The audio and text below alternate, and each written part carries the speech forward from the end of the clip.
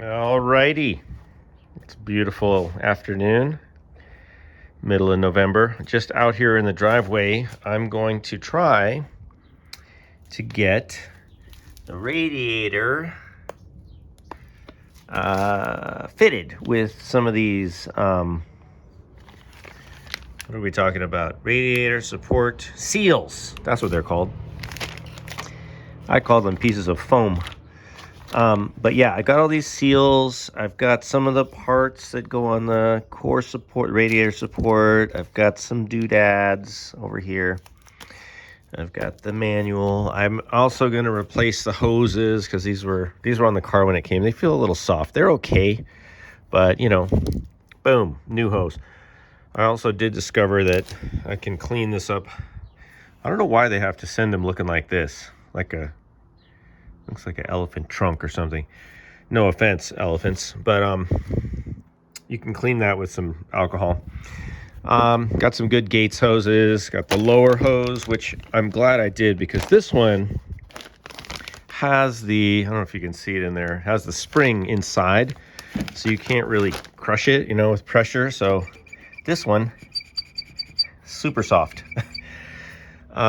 So today's goal, try to get this bad boy sealed off and installed and get the hoses changed. That's it. So I'll try to keep you updated. Basically, it's pretty self-explanatory.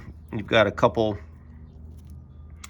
got these little circular mounts that go on the bottom of the radiator. This little guy goes in the top under here. And then these clips we'll use to clip in. You see there's holes in the seals. So I'm going to unpack this stuff right now and see if I can get it kind of fitted, and then we'll install it in here and hopefully it all works. So I am running into the very common problem of having a radiator hose that's basically glued onto the engine, or it can be glued onto the radiator because the sealant or the coolant gets turns into sealant. Coolant gets in here and it can rust or just get crusty in there, and it sort of binds the hose. So I'm going to do something when I install the new one so that doesn't happen. But right now I'm just trying to pry this off. Be right back. All right, hoses are off.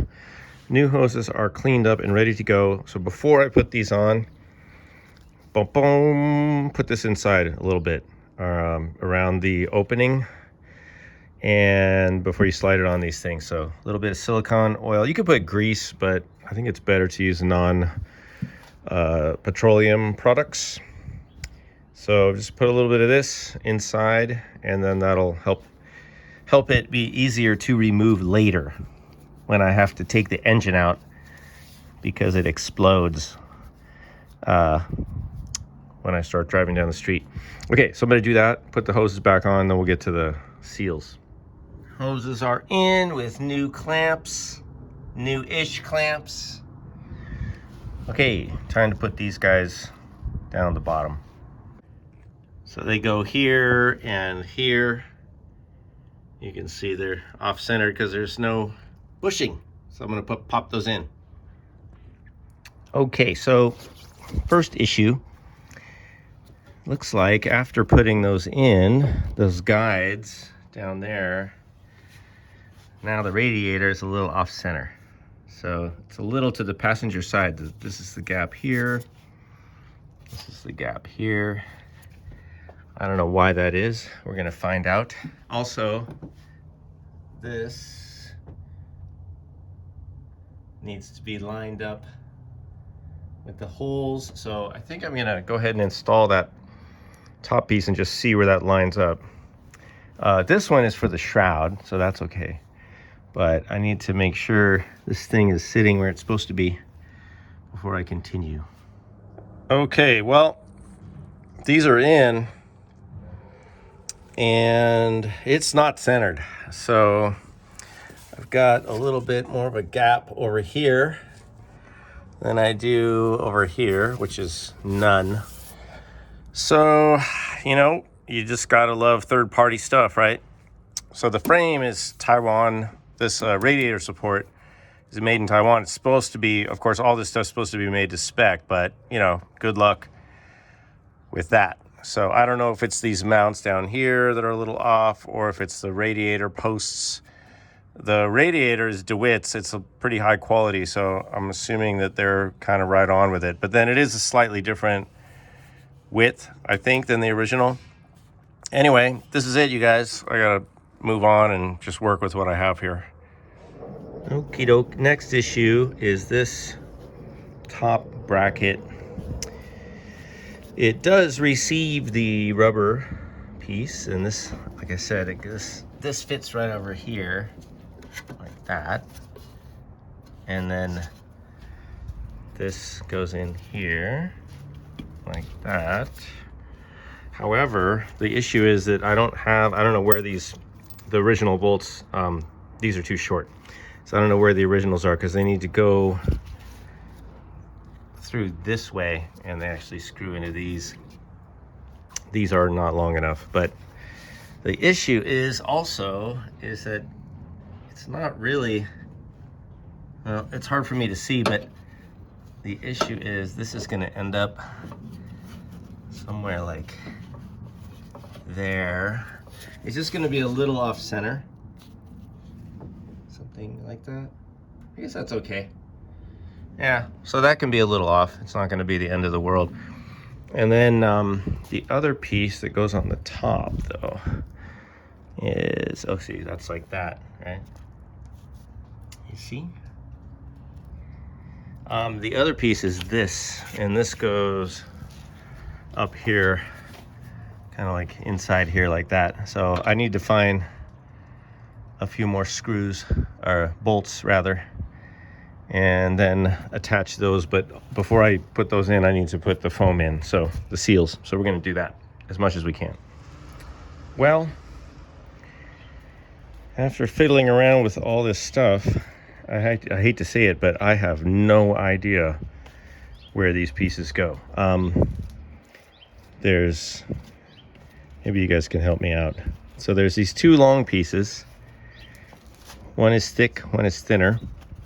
I guess that's, yeah, tape side.